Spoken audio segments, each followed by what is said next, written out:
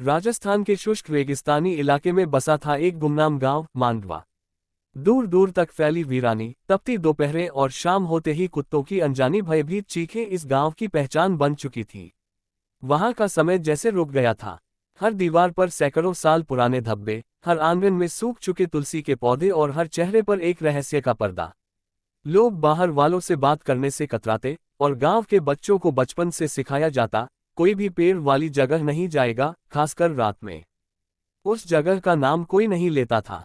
लोग कहते, वहां सिर्फ एक पेड़ है, बट सच सिर्फ पेड़ नहीं था, वो धरती का घाव था, एक ऐसा दाग जो मिटाया नहीं जा सकता था।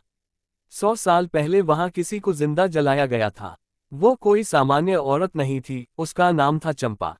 लोग कहते थे कि वो जादू जानती थी, जंगल में कुछ टोने टोटके करती थी। लेकिन जब ठाकुर का जवान बेटा एक रात अपने ही कमरे में उल्टा लटकता मिला और उसकी आंखें सफेद पड़ चुकी थी, तो गांव को दोषी ढूंढना था। उन्होंने चंपा को पकड़ लिया।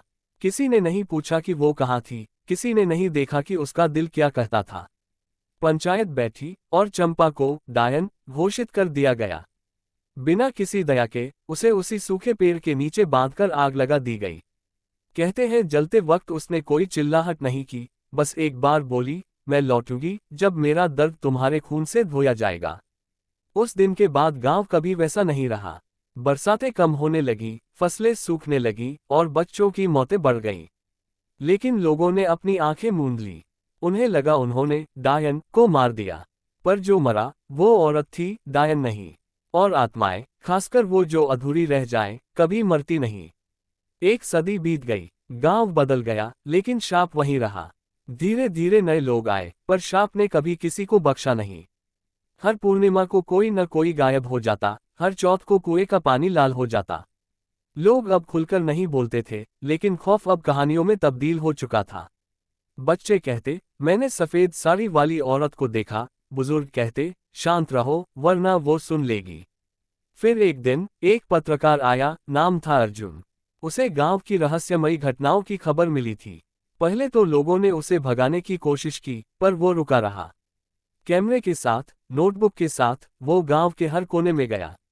लेकिन जैसे जैसे वह आगे बढ़ा, चीजें बदलने लगीं। अर्जुन ने देखा कि गांव में कोई मंदिर नहीं खुला हुआ है। उसने देखा कि लोग रात होते ही घरों की दीवारों पर गोबर से बने टोटके लगाते हैं। उसने सुना कि एक औरत, जिसके पैरों के निशान उल्टे थे, रात में गांव के बाहर घूमती है। और फिर उसने वो पेड़ देखा, सूखा, टूटा, लेकिन उसके आसपास की जमीन काली थी, जैसे आग अब भी जल रही हो। अर्जुन को गांव के पुराने दस्तावेज मिले। उसने तहसील कार्यालय में सालों पुराने रिकॉर्ड खंगाले। वहां एक रिपोर्ट थी, 1930, संदिग्ध मृत्यु, महिला को डायन घोषित कर जलाया गया। कोई नाम नहीं था, कोई गवाही नहीं, बस सजा। अर्जुन को कुछ समझ नहीं आ रहा था कि ऐसा जघन्य अपराध करके लोग अब तक क्यों खामोश हैं। तभी एक रात उसे सपना आया। उसने खुद को उसी पेड़ के पास पाया और सामने खड़ी थी चंपा। जलता चेहरा, आधे बाल जल चुके, आंखों में सिर्फ खून की मांग।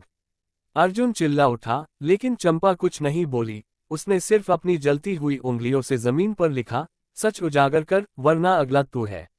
अर्जुन डर गया, लेकिन वह जानता था कि उसे रुकना नहीं है। अगले दिन वह गांव के सबसे बूढ़े व्यक्ति, बाबा कालभैरव, से मिलने गया, जो गांव के बाहर अकेला रहता था। बाबा ने कहा, वो औरत निर्दोष थी। पंचायत ने पाप किया। तू जो सच्चाई खोजने आया है, वो अब तुझसे चिपक गई है। अब तू ही उसकी सच्चाई बोलेगा या उसी आग में जलेगा। बाबा ने उसे एक लोहे की ताबीज दी और कहा, जब तू पेड़ के पास होगा, ये तुझ पर झूठ बोलने से रोक लेगा। पर अगर तू डर गया, तो ये तुझे नहीं बचा पाएगा। अर्जुन ने गांव में सवेर शुरू किया, पर अब घटनाएं बढ़ने लगीं। गांव के सरपंच की बेटी एक सुबह अपनी चारपाई पर मरी पाई गई, चेहरे पर डर का भाव, शरीर अकड़ा हुआ और आंखें खुली। दीवार पर खून से लिखा था, अब कोई बच नहीं सकता। गांव में अफरातफरी मच गई। लोग गांव छोड़ने लगे। अर्जुन अब भी रुका रहा। उसने मंदिर के तहखाने में खुदाई करवाई, जहां से उसे चंपा की पुरानी चीजें मिली, एक लाल साड़ी का जला हुआ टुकड़ा, एक ताबीज और एक आधा जल चुका पत्र जिसमें लिखा था, मैंने किसी का बुरा नहीं चाहा, मुझे क्यों जलाया गया। अर्जुन अब समझ चुका था कि यह सिर्फ एक रिपोर्ट या खबर नहीं, यह इंसाफ की पुकार थी, एक ऐसी आत्मा की जो चीख रही थी, मगर कोई नहीं सुन रहा था। उसने पूरे गांव में लोगों से बात की, वीडियो रिकॉर्ड किए, सबूत इकट्ठा किए। लेकिन उसी रात उसका कैमरा अपने आप चालू हो गया। कमरे में सिर्फ दीवार दिख रही थी, लेकिन धीरे धीरे उसमें एक चेहरा उभरा, चंपा का। और उसने सिर्फ एक बात कही, अब मुझे दुनिया को दिखा। अर्जुन ने फैसला किया कि वो इस शाप को सबके सामने लाएगा। वो शहर जाने की तैयारी कर ही रहा था कि गांव में भूकंप जैसा कंपन हुआ। पेड़ के पास आग लग गई, बिना किसी कारण। और अगली सुबह अर्जुन गायब था। उसका कैमरा पेड़ के नीचे मिला, उसमें आखिरी फुटेज थी। मैं अर्जुन, और अगर ये देख रहे हो तो जान लो कि मांडवा एक शापित जगह है। चंपा निर्दोष थी, उसे जलाया गया, और अब वो लौटी है। तुम उसे डायन कह सकते हो, पर वो न्याय मांग रही है। बच सकते हो तो भाग जाओ, नहीं तो। वीडियो कट हो जाता है। गांव में अब कोई नहीं बचा। सरकार ने गांव को रहने लायक नहीं घोषित कर दिया। लेकिन कहते हैं उस पेड़ के पास अब भी हर पूर्णिमा को जलने की गंध आती है, और कोई ना कोई कैमरा वहां से फिर गायब हो जाता है।